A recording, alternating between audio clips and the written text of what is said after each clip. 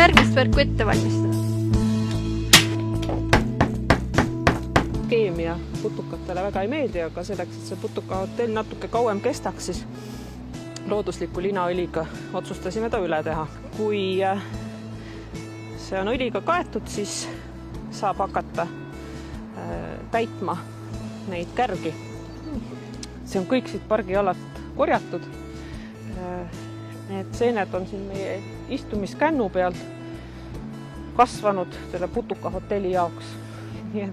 Ja mis me siis kogusime majast veel, siia on käbid, pilliroog, siis on kastanimunadega proovime, selles osas ma ei ole väga optimistlik, aga eks ta meil üks katsetöö on, et eks aeg näitab, mis putukad nendest kastanimunadest ja tõrudest arvavad.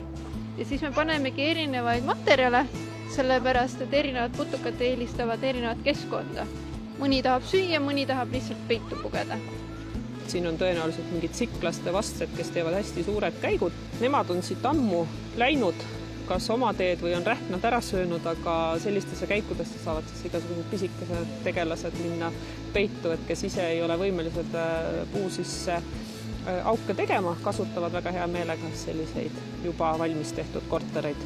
Jälle taaskasutus.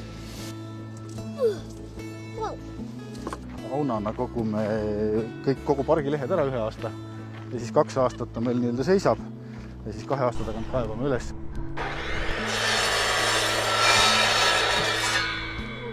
Ja siis nendes kastidesse sealt tuleb nagu muud siuksed umbrohi, talveaia jäätmed ja muud siuksed asjad kõik.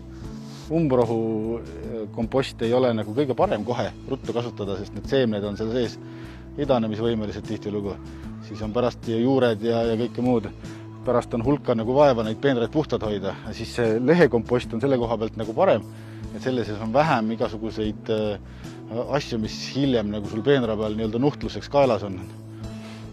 Aga head on nad kõik, ega siis ei ole paremat ja halvemat, lihtsalt mõnega on vähem vaeva kui teisega. Hullud lahedad putukamuffinid seekord.